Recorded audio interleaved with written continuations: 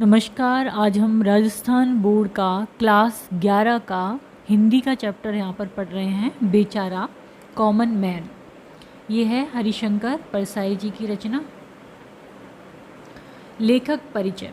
हरिशंकर परसाई का जन्म सन 1924 ईस्वी को जबलपुर मध्य प्रदेश में हुआ। हिंदी में उद्देश्यपरक हास्य व्यंग लिखने के क्षेत्र में परसाई जी को सर्वाधिक सफलता और लोकप्रियता प्राप्त हुई है। हिंदी में एमए करने के पश्चात ये मध्य प्रदेश की शिक्षण संस्थाओं में अध्यापन करते रहे। आजीवन वे अनेक पत्र पत्रिकाओं में विभिन्न शीर्षकों से नियमित स्तंभ लिखते रहे। आपने व्यंग का प्रयोग सामाजिक जीवन की विकृतियों और रुग्णताओं के निवारण के लिए शल्य क्रिया के रूप में किया। साहित्य, समाज, धर्म और राजनीति के क्षेत्र में प्रकट होने वाले विकृतियों और विसंगतियों को आपकी लेखनी ऐसी वक्रता के साथ उभारती है कि उनके प्रति तीव्र विरोध और विद्रोह का भाव उमड़ पड़ता है।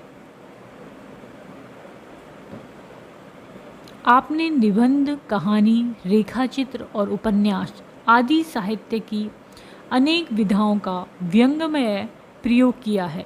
रानी नागफनी की कहानी और तट की खोज आपके व्यंग्यात्मक उपन्यास हैं।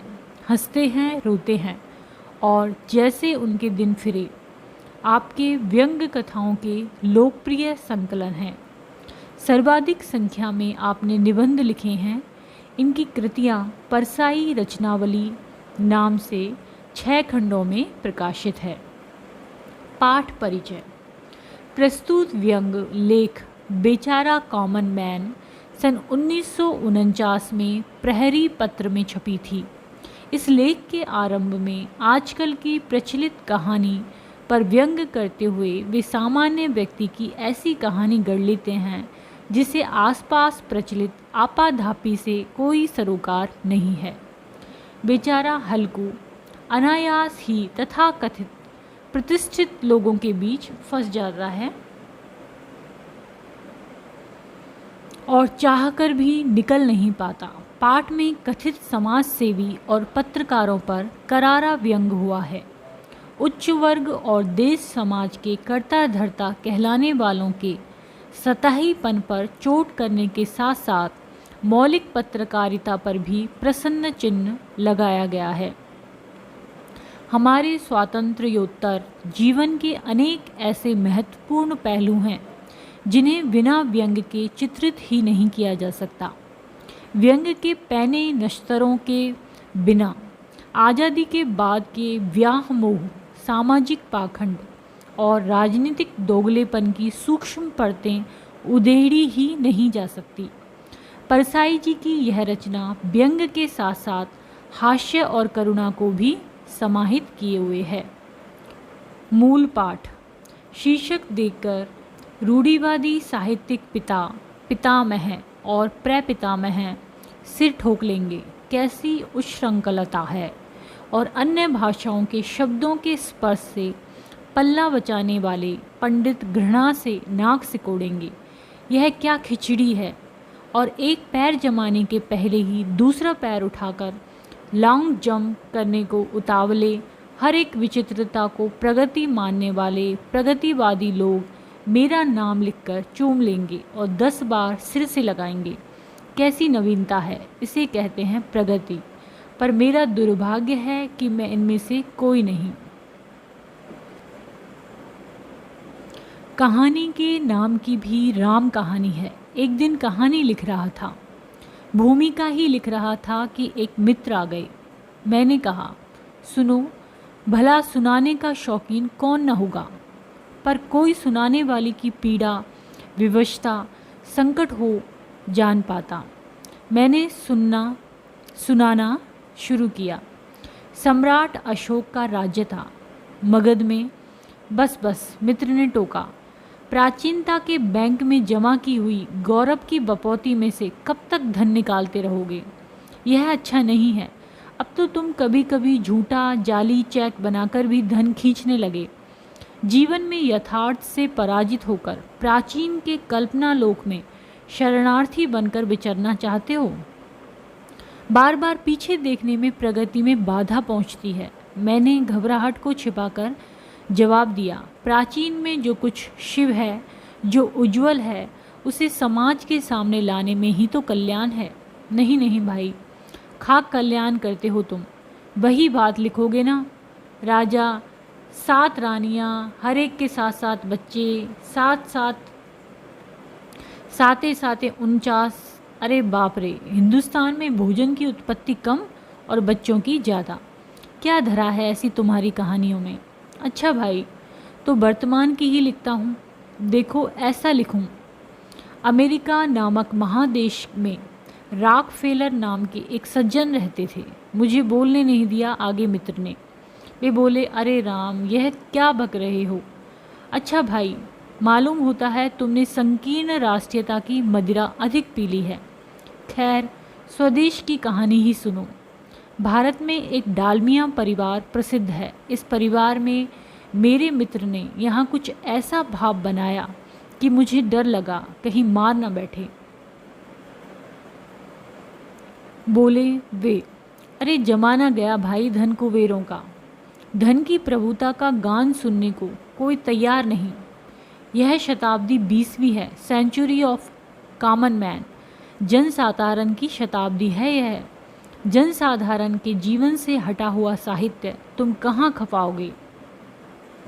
किसके काम आएगा? कुछ कॉमन मैन के बारे में लिखो मेरे भाई। पहले तो मुझे मित्र के इन शब्दों में कम्युनिज्म की बू आई और अपनी भलाई के लिए इनसे दूर रहना ही उचित समझा। पर बात कुछ ऐसी मन पर चढ़ी कि यह कॉमन मैन की कहानी बन गई। तेरी ठठरी बन जाए, हाथ पे हाथ धरे बैठा है। आज 3 दिन हो गए, इतना भी नहीं बनता कि आसपास की कांजी हौसी देख लेता। बुढ़िया ने हल्कू के माथे पर एक चपत जड़कर मंगल कामना सहित तिरस्कार किया। हल्कू बुढ़िया का पुत्र था और बुढ़िया हल्कू की माँ। यह बात साधारणतया लोगों को तब तक ज्ञात नहीं होती थी जब तक हल्कू 1-2 महीने में घर से चुपचाप 1-2 रोज के लिए भाग न जाता और बुढ़िया हाय हाय करती भटकती न फिरती। हल्कू ग्वाला था। 2 भैंसें थी जो बाप छोड़कर मरा था। हल्कू रोज सवेरे बर्तन में दूध रखकर शहर बेचने ले जाता और म्यूनिसिपैलिटी के नलों का सदुपयोग करके काफ़ी लाभ उठाता। उसके बर्तन वशिष्ठ के कमंडल की तरह खाली ही न होते। हल्कू की अक्ल पर यदि किसी को सबसे कम विश्वास था तो उसकी माँ को। 1 रुपए की चिल्लर भी नहीं गिन पाता था, 4 सेर के दाम भी नहीं लगा पाता। हल्कू की अवस्था लगभग 35 साल की थी और अगर उम्र के साथ साथ ज्ञान और भी बढ़ता तो वह गांव के स्कूल का हेडमास्टर जरूर हो जाता। पर हल्कू ने होश संभालने के बाद बड़ी पीने और गाली देने के सिवा और कुछ न सीखा था। हल्कू की शादी भी नहीं हुई थी, बाल ब्रह्मचारी था। ऐसे पगले सनकी मूर्ख को कौन लड़की देता? और हल्कू ने इन आरोपों का खंडन करने की चिंता भी नहीं की। पढ़ा लिखा होता तो अखबार में प्रतिवाद छपाता, स्पीच में कहता और विवाह विज्ञापनों वाले पृष्ठों पर नज़र दौड़ाता। 2 से 4 हाथ कर ही लेता, क्योंकि इस विशाल देश में कोई ऐसा पुरुष नहीं जिसे रूप गुण शील में समानता करने वाली योग्य स्त्री न मिल सके। हल्कू को बुढ़िया की बात लग गई। बोला, अच्छा जाता हूँ रामपुर की कांजी हॉस देखने। ला पैसे टिकट के। बुढ़िया ने दूसरी स्टेशन रामपुर की टिकट के आने जाने के 10 आने पैसे और चना चवैना के लिए 5 आने, ऐसे 15 आने हाथ पर रख दिए। हल्कू ने लाठी उठाई और चल दिया। स्टेशन जाकर टिकट लिया और जल्दी जल्दी में 2nd क्लास के डिब्बे में ही घुस पड़ा। उस दिन रामपुर में पर्चे छपकर बट रहे थे। प्रसिद्ध किसान नेता स्वामी राघवानंद जी रामपुर में आज शाम को जिला किसान परिषद का उद्घाटन करेंगे। जनता यह भूली न होगी कि महान क्रांतिकारी स्वामी राघवानंद जी हाल ही में 7 वर्ष के कठिन कारावास के बाद छूटे हैं। रामपुर से एक स्टेशन इसी तरफ मोहनपुर नाम का कस्बा था। सवेरे सेठ रामजीवन की दुकान पर गांव के गणमान्य नागरिक इकट्ठे हुए। सेठ, साहूकार, नेता, मास्टर सब थे।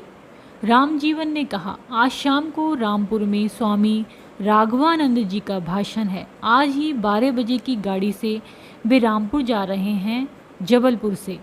अगर 2 घंटे के लिए अपने यहाँ उतर जाएं तो गांव के भाग्य खुल गए समझ लो। पर वे रुक कैसे सकते हैं? उनका तो कार्यक्रम बन गया होगा ना, प्रताप सिंह मास्टर ने कहा। अरे यह कौन मुश्किल बात है, लोगों ने तो महात्मा गांधी की स्पेशल तक रोक ली थी।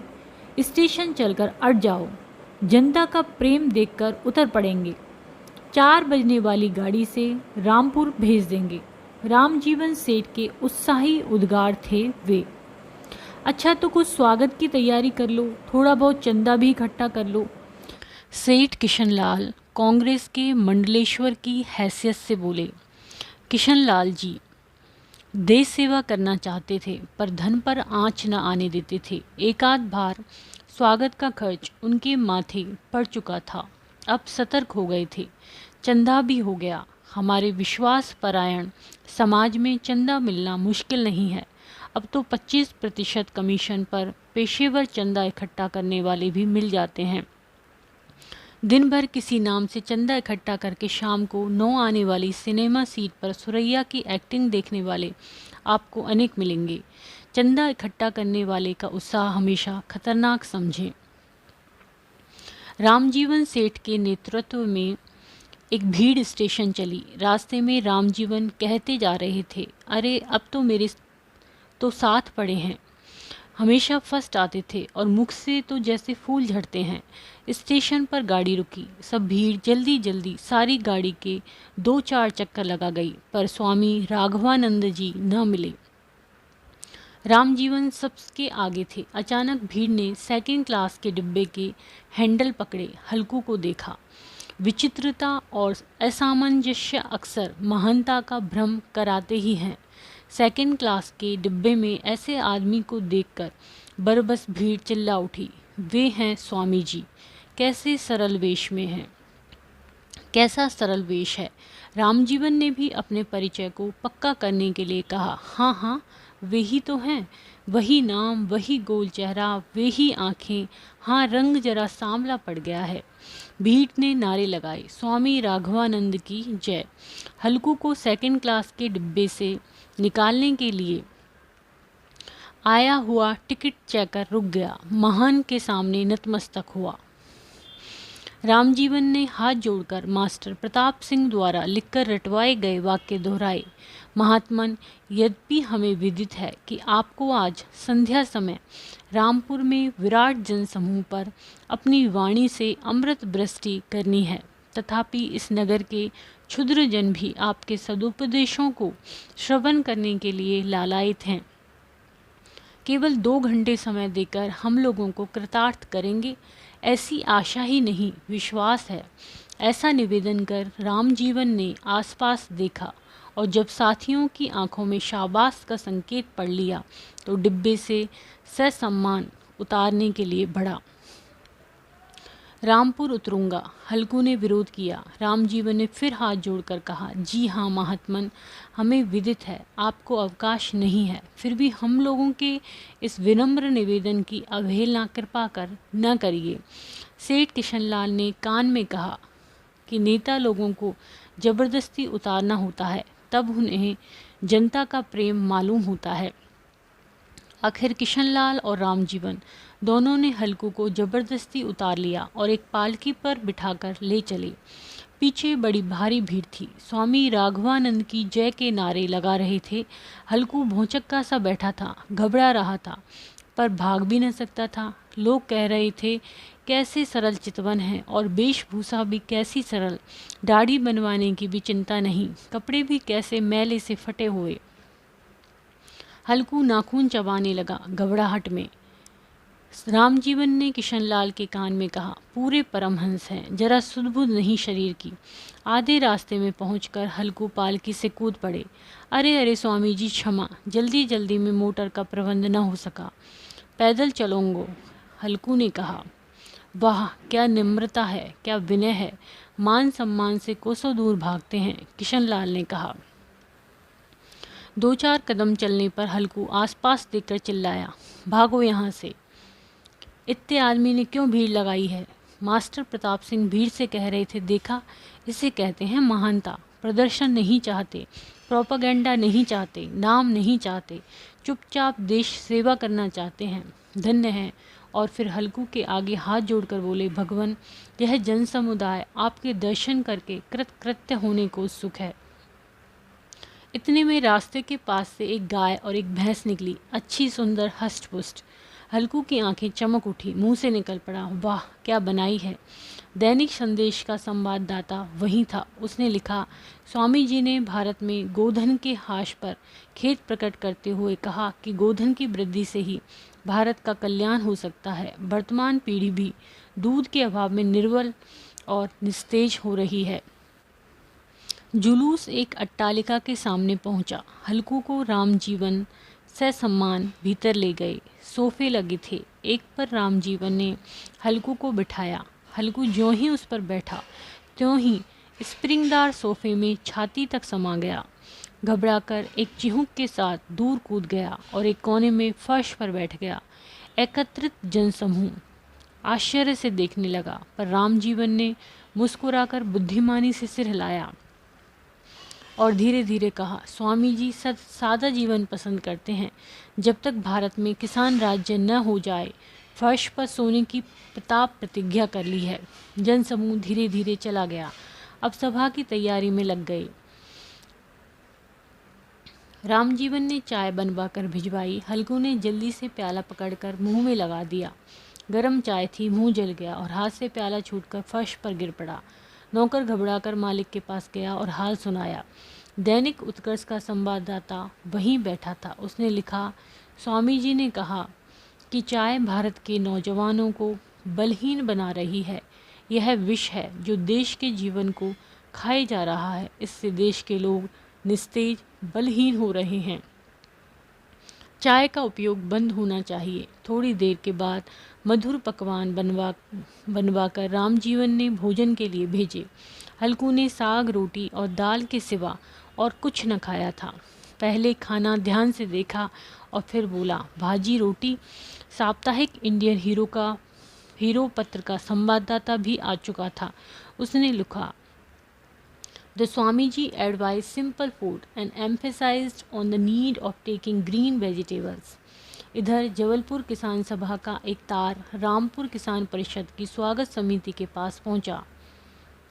Swami ji इनडिस्पोज्ड, unable to come. Swami ji अस्वस्थ हैं, नहीं आ सकते। और रामजीवन ने मोहनपुर से एक तार रामपुर किसान परिषद की स्वागत समिति के सभापति को किया।